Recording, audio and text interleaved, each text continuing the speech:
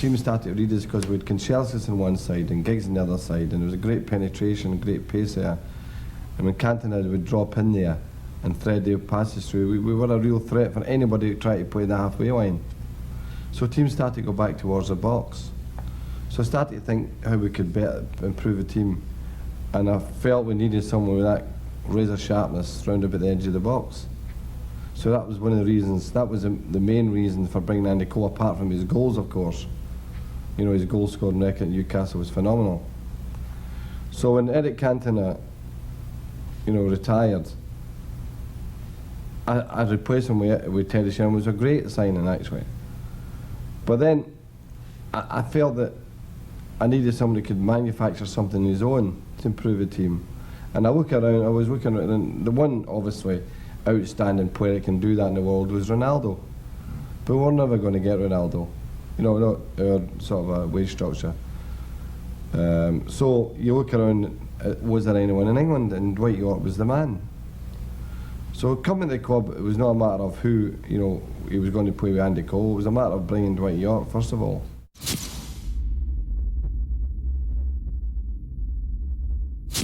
The class of '92, as often said about it, was an incredible group. Not just the ones we all know about, but the group at that particular time, the trials we were having, the standard was absolutely brilliant. And it was clear the scouts were really working hard. The whole thing was operating. Les Gershaw was getting some great young players, and Brian Kidd was getting that great group of the Nevilles, the Butts, Scholes. Through those four became terrific players. Through Bobby Charlton, we got David Beckham up. Now David was a Londoner, as you know, and everyone in London wanted to sign him, but he was a United fan. And he joined Bobby's soccer school, won the tournament, won the competition, went to Barcelona to do it into another competition, and that's when we first got to know about David. Bobby spoke to me about him, and Les Kershaw went down to London to see him play in an actual game. Because one thing, taking part in soccer schools, another thing, taking part in a football match. And David started to come up. I think he was only about 12, 11 or 12 at the time. And you could see the boy was so talented. We were playing him in under 14 matches, and you know he didn't have the strength, but the talent was there for obvious reasons. It was there. And they then started to come to every game we played in London. We had him as mascot at West Ham once. And his parents, Sandra and Ted, would be there every day, bring him at the bus, and sometimes they'd come for dinners on Friday night. And I always remember Brucey used to say, he must be some bloody player, you're inviting him for dinner. And he was a terrific, but his mother, Sandra, kept saying, oh, he'll never grow. You look at his size. I mean, he was a wee dotty lad, you know. I says, look, I look at you and I look at Ted. There's absolutely no problem, because we always look at the mother. You always check the mother's height, and that gives us an idea to how they're going to grow. I says, absolutely no worry about his height. Absolutely no worries whatsoever.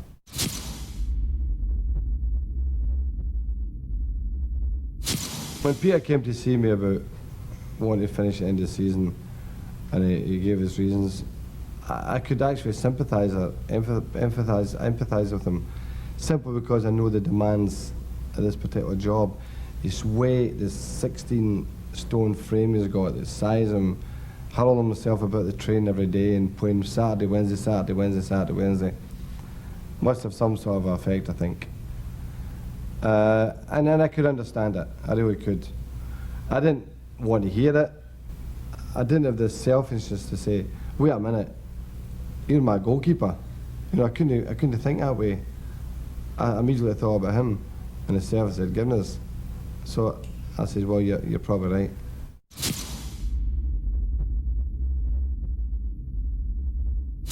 I look upon the club as what you see and hear. And I think at the grassroots at this level is a fantastic club. There's a lot of people here at Manchester United who have worked for this club for many, many, many years. And their whole life is Manchester United.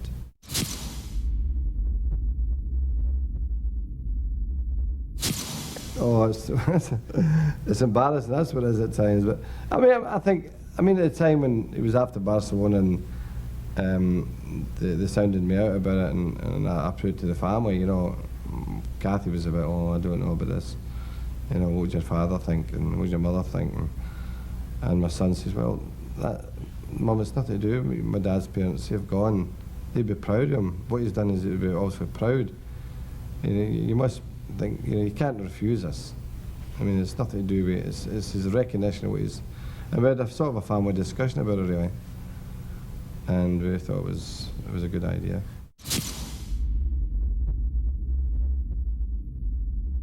So it's understandable for managers to concentrate and go for the first team and make sure they win. Whereas I just couldn't do that, because I have to build a football club. You know, I've always been that way. And it's got to be built from young players. So my first job was to try and restore the Manchester United conveyor belt of young players, which has been famous for decades, you know, for Sir Matt Busby's day. So to give you another example of how I saw the problem, Manchester United had 4 scouts in the Manchester area. Now, the Manchester area, if you take Greater Lancashire, is 6 million people, right? And only 4 scouts. When I was in Scotland, the population of the whole of Scotland is 4.5 million, and I had 16 scouts in Aberdeen. So it tells you, you know, the sort of a weakness in the Manchester United system. So what I did was I employed Brian Kidd, who'd been doing community work with the PFA. He was a local lad, played for the club, and employed him to work in youth development at the local level. And I also brought in Wes Kershaw as my chief scout to start infiltrating the whole, you know, the rest of Great Britain. And both did fantastic jobs. And my assistant, myself, Archie Knox, we used to have trials during the week and hire pitches near Salford, near the training ground at Salford, Albert Road, and it was floodlight AstroTurf, and we used to have trials there, and we started getting boys from everywhere. We worked really hard, and the one thing that maybe helped Archie and I was our wives were in Aberdeen. So every night, every day, the whole day was devoted to the club, really. And that way, you know, we're cutting through the wood, if you know what I mean. Well, we're getting there. Unfortunately, it's not identified that by a lot of people. And in one way that may have been a good thing, because maybe people weren't, you know, particularly your opponents or your other clubs weren't aware what was happening beneath the surface. So what we were building up was building up a great foundation.